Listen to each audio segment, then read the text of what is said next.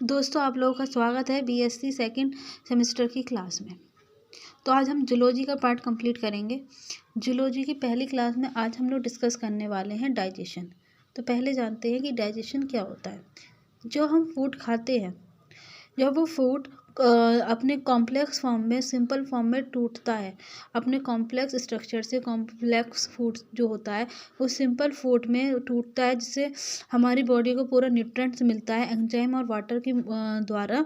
वो हमारा डाइजेशन कहलाता है। Breakdown of large complex insoluble organic food molecule into small simple soluble diffusible molecule by enzyme action.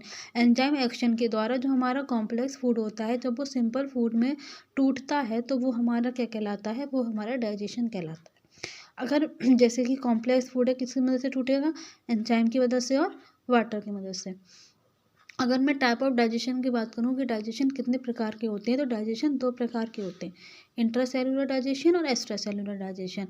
Intracellular जो cell के अंदर होते हैं, विद इन द सेल होते हैं, ठीक है, उसे हम बोलते हैं intracellular digestion. When the process of digestion take place inside the cell it is known as intracellular digestion. जैसे कि हमें कहाँ देखने को मिलता है? हमें हाइड्रा और इकोनोडर्म में देखने को मिलता है। और अगर बात करें एक्स्ट्रासेलुलर डाइजेशन की, तो वो डाइजेशन जो सेल के बाहर होता है, the process of digestion which take place outside the cell, ठीक है, जो मतलब क्या होता है, सेल के बाहर होता है, उसे हम बोलते हैं एक्स्ट्रासेलुलर डाइजेशन।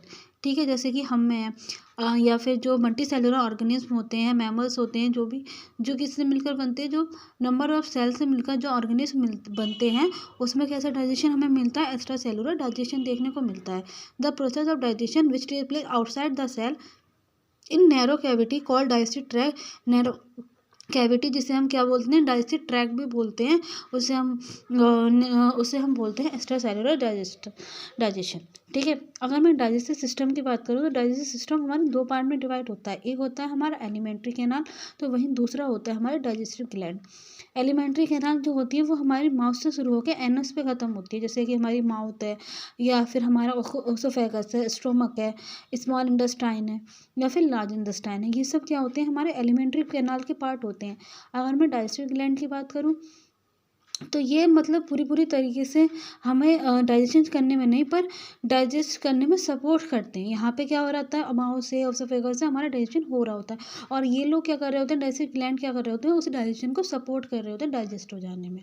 जैसे कि हमारे सलाइवरी ग्लैंड है, गैस्ट्रिक ग्लैंड है, पेनक्रियास है, लीवर है, इंटेस्टिनल ग्लैंड है। तो इन सब के बारे में हम अगले वीडियो में डिस्कस करेंगे कि mouth, oesophagus, stomach, small intestine, large intestine क्या होता है। इसके बाद हम डाइजेस्टिव ग्लैंड के बारे में भी चर्चा करेंगे। आज के लिए इतना ही। Thank you for watching and please subscribe my channel.